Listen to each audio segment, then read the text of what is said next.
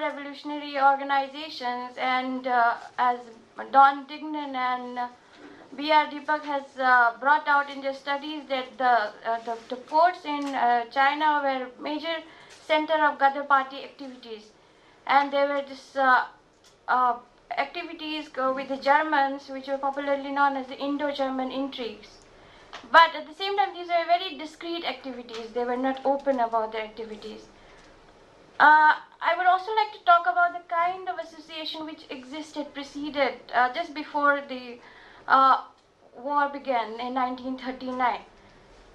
This is a period when Japanese occupation of China had started in some way. 31, in Manchuria was occupied.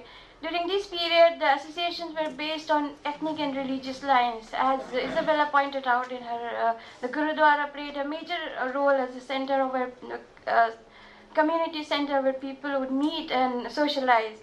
At the same time, this is a period of Japanese occupation, so many of the associations during this period was welfare oriented, to provide welfare measures to the Indians. Ideologically, these were nearer to the Indian National Congress. Now, 1939 to 42, there emerged, Shanghai was occupied by the Japanese, so were other prominent places in China.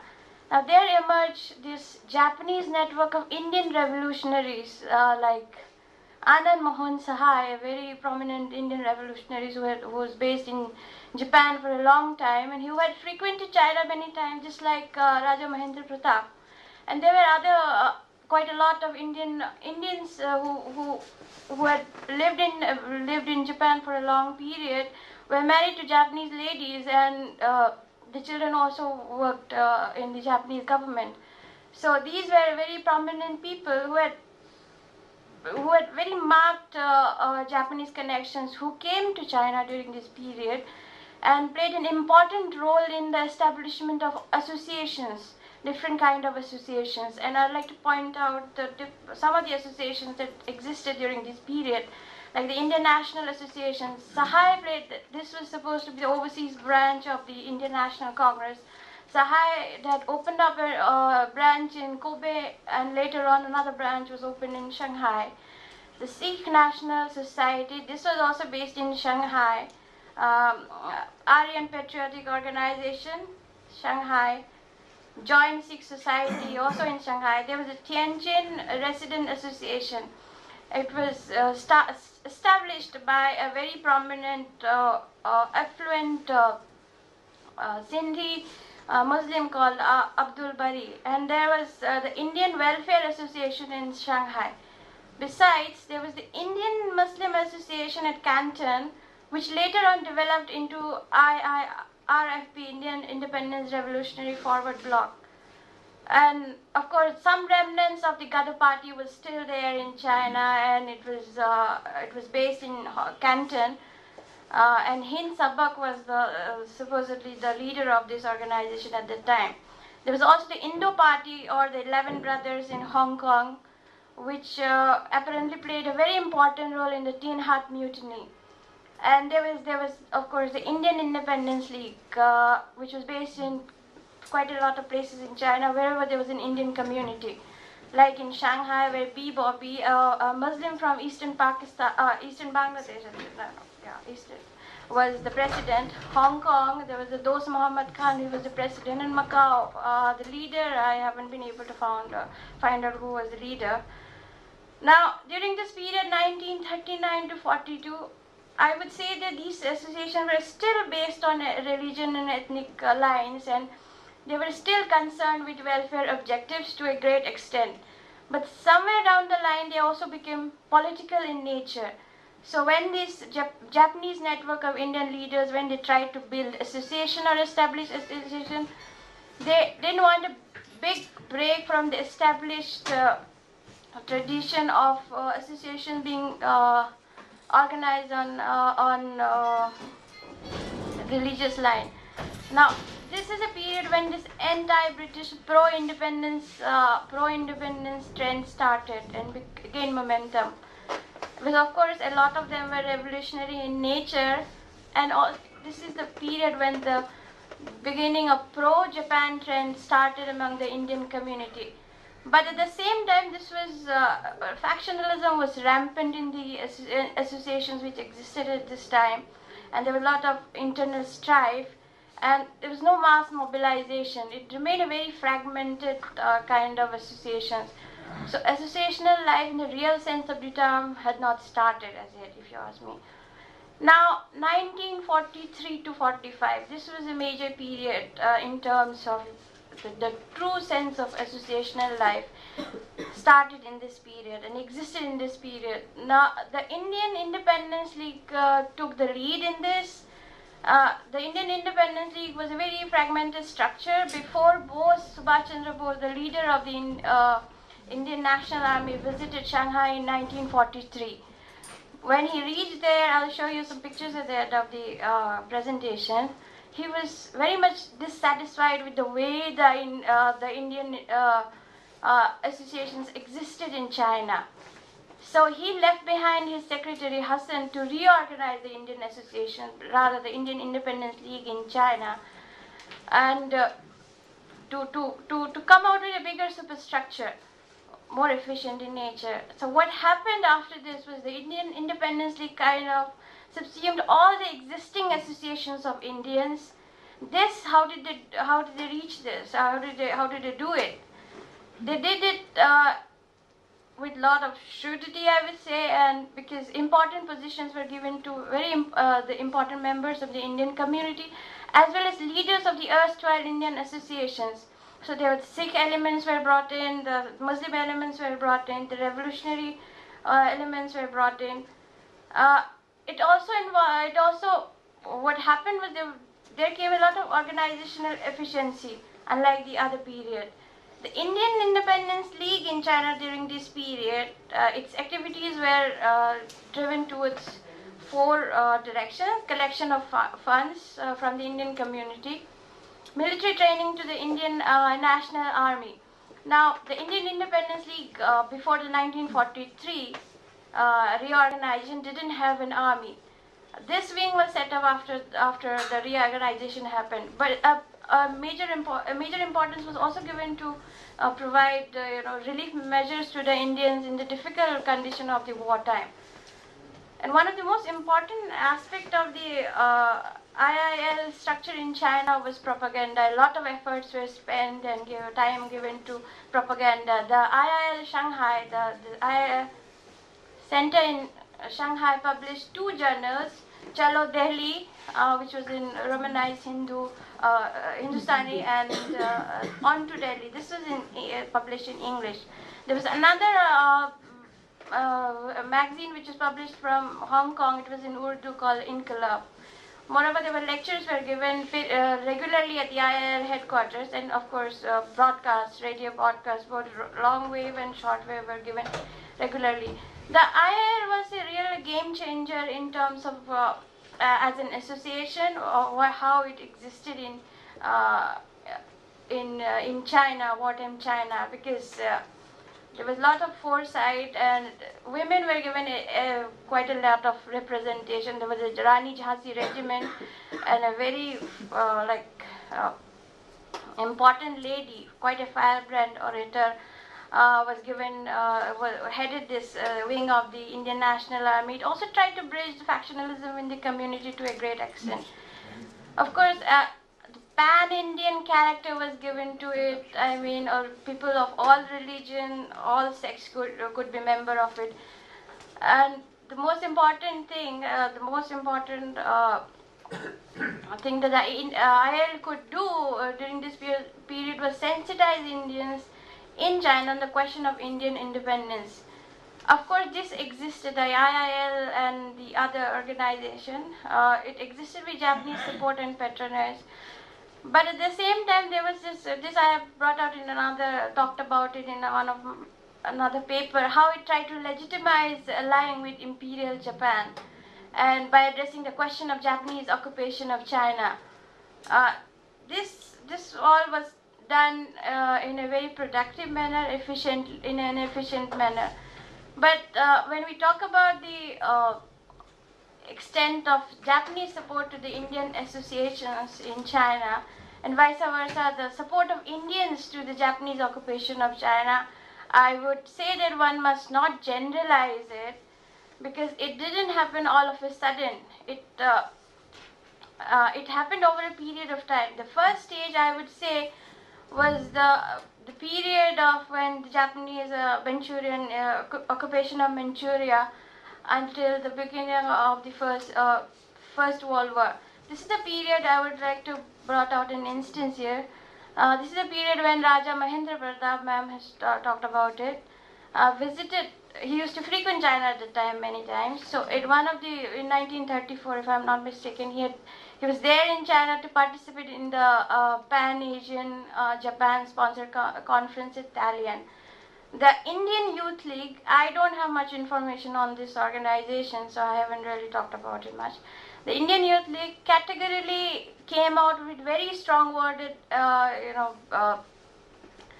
it came out with a press conference, and it said that it tried to disassociate itself from the work of Raja Mahendra Pratap, calling him a false, what is that? Let me read out the exact.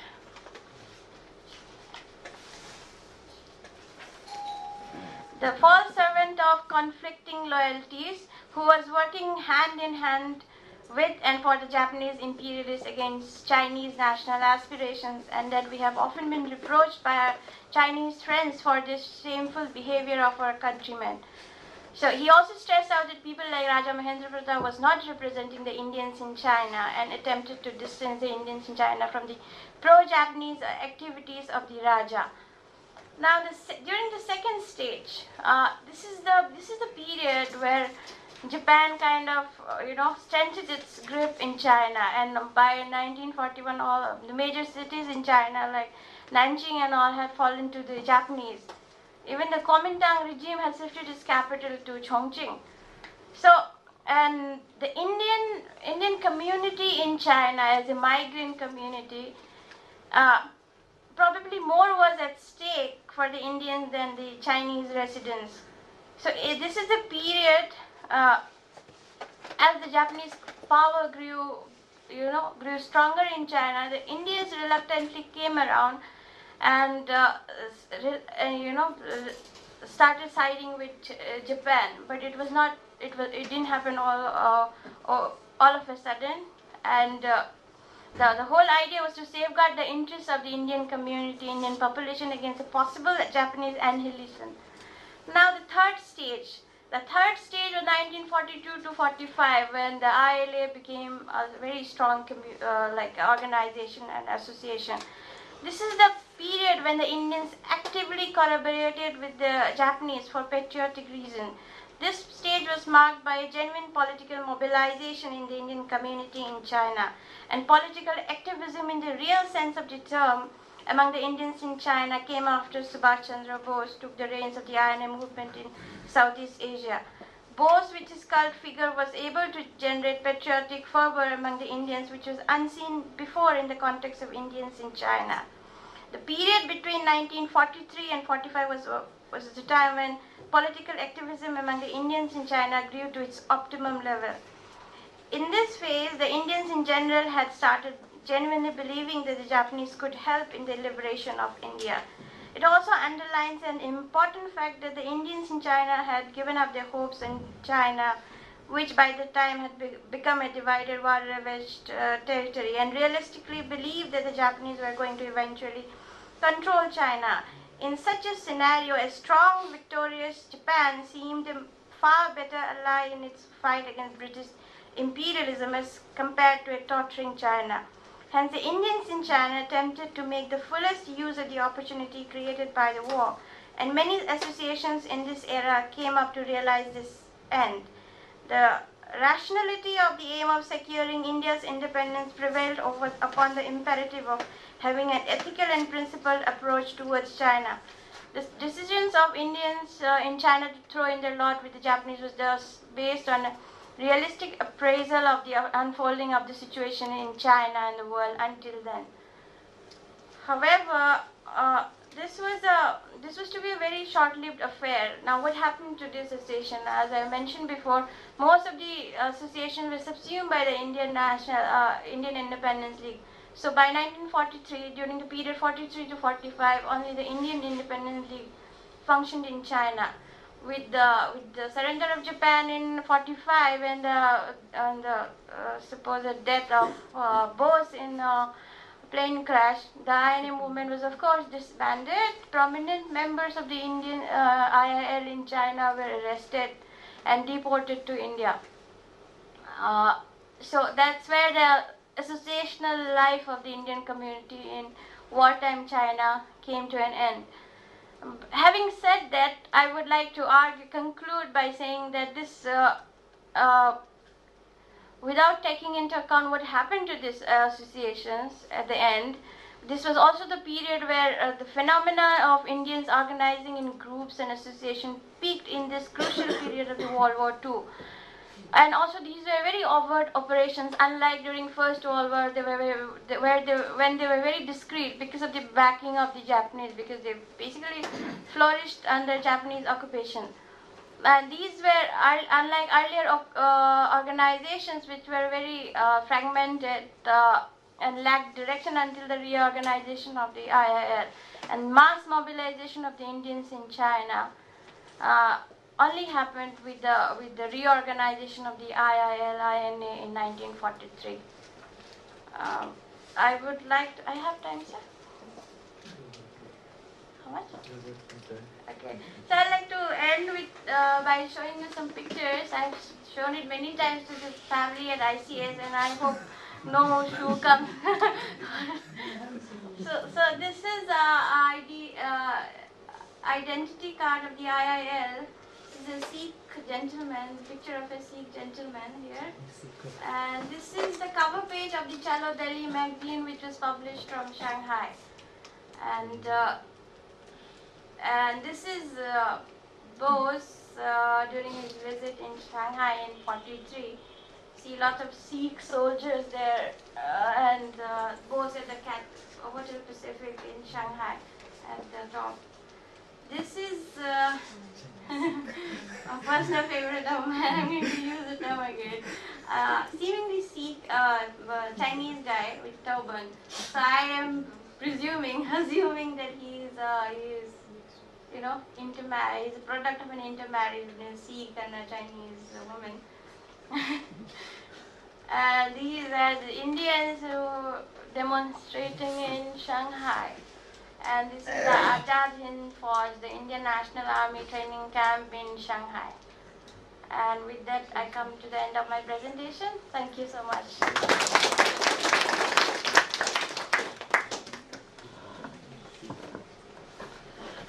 Yeah, we had, two very original and interesting, papers based on an archival research, and so the further, extension of Indian linkages with China, and I'm sure, we'll all have a lot of questions.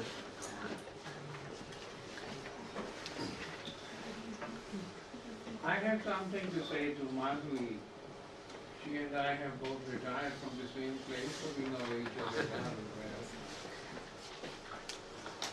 Now, tell me, whatever Mahendra Pratap tried to do, he never clicked with the leadership of the Indian nationalist movement. He was sort of outside the areas in which the Indian nationalist movement operated. We should remember that throughout the period 1919 to 47, the nationalist movement was dominated by Gandhi and Congress. Why was Mahendra Pratap not able to get along with the nationalist movement and make common cause with it? For one thing, we know Gandhi was never for a violent movement, right from day one. And Mahendra Pratap, of course, was basically working for a violent movement. Second question, Was it not totally unrealistic of Mahendra Pratap to expect anything from Tibet? Tibet was not a military power at any time during the last 12 centuries. What could Tibet have contributed in terms of surrounding British India with so many outposts like Afghanistan and Tibet and Nepal and whatever? Nothing could have come out of such an effort. Was he so totally unrealistic that he did not realize this?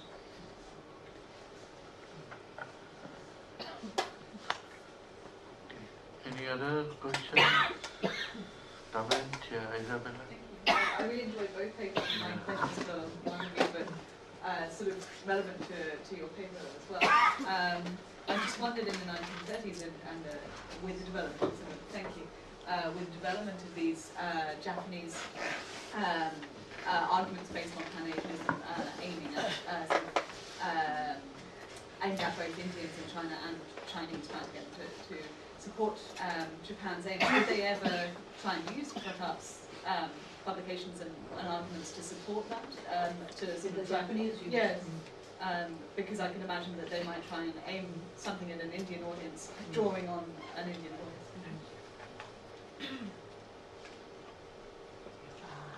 Jatin?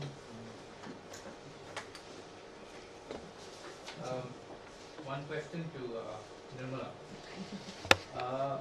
You mentioned that most of these associations were formed on the basis of ethnic and religious lines, and yet you also said they were driven by factionalism. So what, give us a little more detail of what the reasons were for factionalism. The second question is to both speakers, and this might be a bit disjointed. You mentioned three phases, Nirmola, you mentioned three phases in which Indian associations dealt with Japanese ingress into China. In the beginning they were antagonistic. And then they, for very realistic reasons, accepted the fact that this siding with Japan is probably more helpful. But what really explains the antagonism? If they could very easily side with Japan, after living in a country for so many years, what really explains the antagonism to Japan? Why weren't they indifferent instead of being antagonistic? And that, is connected to this Pan-Asianist question. Were Indians living in China, did they have some seed of Pan-Asianism, or did they not? Or was it something, maybe I'm reading too much into it. And then of course the question then arises, why was Mahendra Pratap so unsuccessful in spreading this Pan-Asianist idea? And it also seems a bit of a contradiction that Indians would consider China a tottering power, a country that is breaking up, and therefore they needed to side with Japan, when their own country was, India, was dominated by the British, was divided into several number of principalities or kingdoms. So where did Indians get this idea that while China would be breaking up, India could be preserved as some sort of a unity with support of Japan? I mean, thank you. Yeah, Alka. One small, in fact,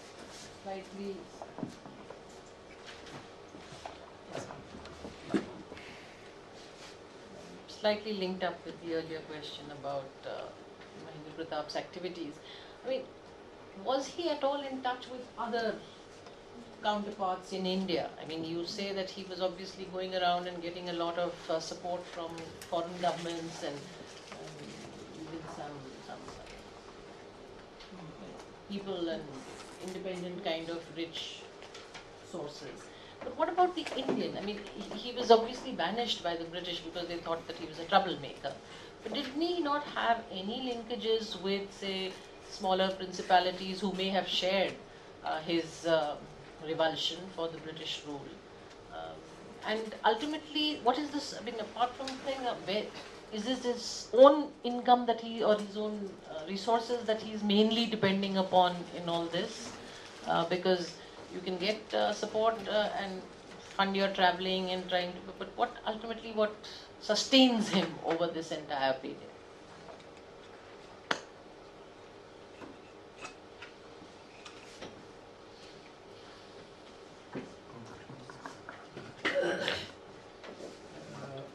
think three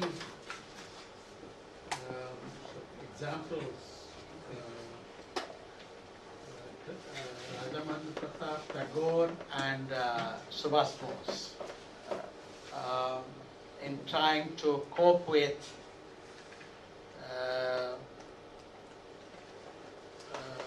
sort of Asian solidarity, Japanese imperialism, and taking the kind of position that would help in the Second World War, either to sort of consolidate the Indian National Congress position or do something to promote Indian freedom. How do you compare the three methods of coming to terms with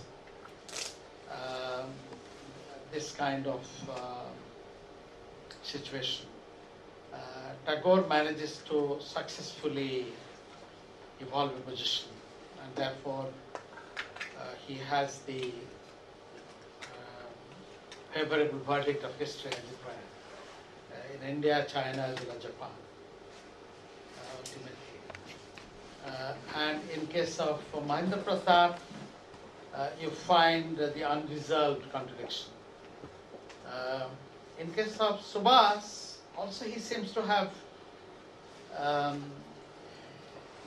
survived the kind of strategic alliance, the cost of the strategic alliance, and is very much part of the Indian freedom struggle legacy. And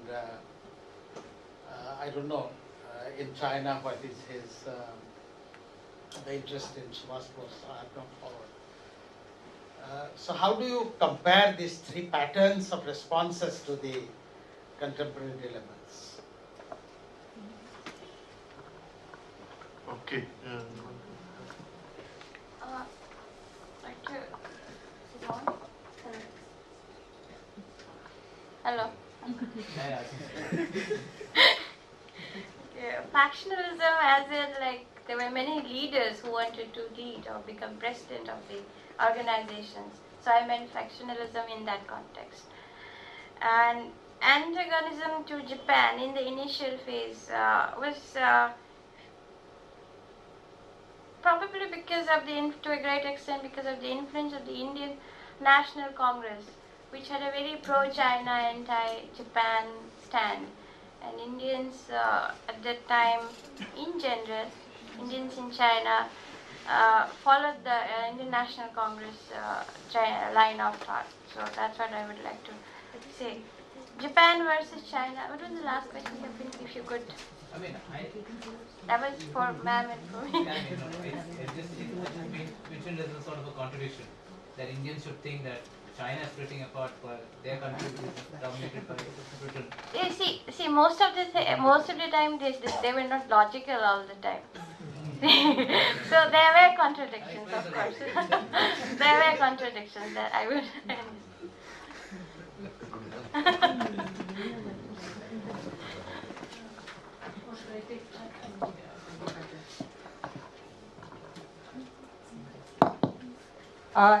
Yeah, thank you for these questions. Dr. Bhutani, about why Raja Mahendra Pratap didn't click with the...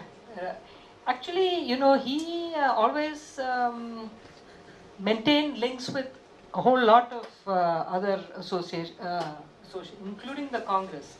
There's in fact a copy of a letter he wrote to Nehru, I think, or a reply from Nehru to him, where Nehru doesn't seem to be too clear on what he's doing, but sort of generally approving. Or you see, I think there was a lot of,